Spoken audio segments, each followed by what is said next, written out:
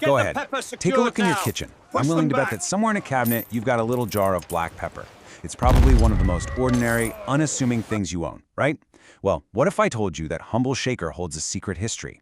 A story of empires, incredible exploration, and even war. A history where those tiny black seeds were once worth more than actual gold. So I really want you to think about that.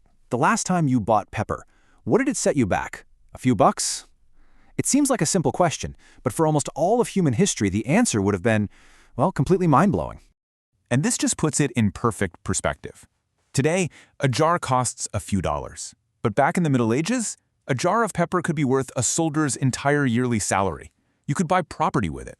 In fact, people used to describe things that were crazy expensive as being pepper expensive. So how on earth did this everyday spice become the most valuable commodity in the world? Well, to understand that, you have to realize that for centuries, pepper wasn't seen as just some simple condiment. It was black gold. The whole story starts with this one plant, Piper nigrum. It's a vine, and for thousands and thousands of years it only grew in one specific place on the entire planet, the rainforests of the Malabar coast in India. That's it. This geographical monopoly was the entire source of its power. If you wanted pepper, there was only one place to get it, and that journey was incredibly long and dangerous.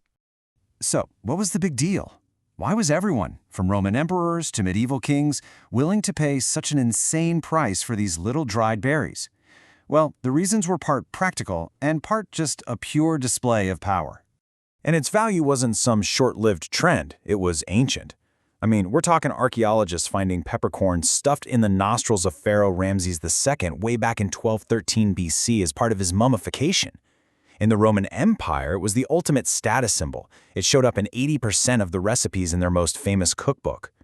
But its role in 408 AD, that really shows you its power. Just look at that number, 3,000 pounds. When the Visigoth king Alaric was about to sack Rome, he demanded a ransom to leave the city alone. Along with gold and silver, he demanded 3,000 pounds of black pepper. This tells you everything. It wasn't just a spice. It was a recognized international currency, powerful enough to literally buy the safety of the world's greatest city. But it wasn't just for showing off. In a world without refrigerators, pepper was a game changer. It has antimicrobial properties, so it helped preserve meat for way longer. And, let's be honest, its strong flavor was amazing at covering up the taste of food that was, well, a little past its prime. It wasn't just a luxury. For many, it was a crucial survival tool. Pepper got so woven into the economy that it was literally used as money. The term peppercorn rent comes directly from this time, when you could actually pay your rent with a handful of peppercorns. It proved you had resources. The craziest part? That phrase still exists in English law today to mean a very small, symbolic payment. Okay, so with this kind of demand, controlling the supply meant everything. For centuries, Arab and Venetian merchants had a stranglehold on the pepper trade, and they protected it not just with their ships and swords, but with stories. To justify the astronomical prices and to scare away any potential competitors, these traders spun the most incredible tales. They'd claim that the pepper groves were guarded by fire-breathing dragons and poisonous snakes. The only way to get the peppercorns, they said, was to burn the forests. And that's what turned the berries black. Of course, it was all a lie, but it was an absolutely brilliant and ruthless marketing strategy. It made the journey sound heroic, it made the spice itself seem almost magical, and it guaranteed no European would even dream of trying to find the source themselves. And for centuries, it worked perfectly. But by the 1400s, European kingdoms were just fed up. They were tired of paying the insane prices set by the middlemen in Venice.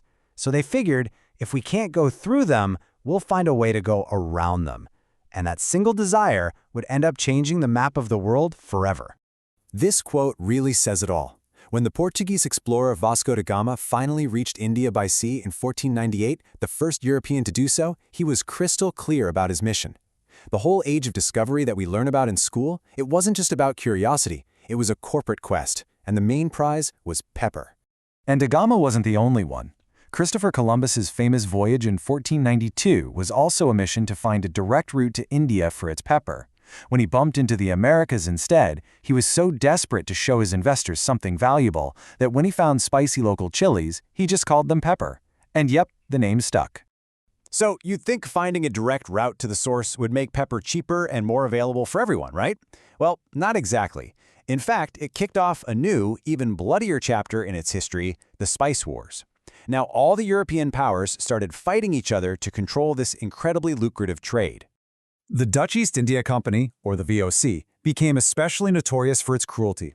Their business model was simple and horrifying. They invaded the spice-producing islands, took total control of production, and enslaved or murdered the local people. To keep prices artificially high, they would literally burn massive warehouses full of extra spices. And if you worked for them and were caught stealing even a single peppercorn, the punishment was death. The economic violence of this era actually left a permanent scar on language itself. In Dutch, the word peperduur literally means pepper expensive, and it's still used today to describe anything that's ridiculously pricey. It's a direct echo of this brutal time. Over time, as people figured out how to grow pepper in other parts of the world, those violent monopolies were finally broken, and pepper became the cheap, common thing we know today. But its wild, world-changing history is still there, hiding in plain sight on your dinner plate. So seriously, the next time you reach for the pepper shaker, just pause for a second and remember what's actually inside. You're holding the ransom that saved an empire. You're holding the catalyst that launched the Age of Discovery. You're holding the economic fuel for colonialism and the prize that entire nations went to war over. The history we read about in books, it's not always so distant. Sometimes it's right there on our kitchen tables. Every time you season your food, you're tapping into the centuries-long story of power, greed, and incredible adventure. It really makes you wonder, doesn't it? If there's this much history hiding in your pepper shaker, what kind of stories are locked away in the salt, or the sugar, or the coffee sitting on your counter? Could your kitchen actually be the most silent and most interesting battlefield in all of history?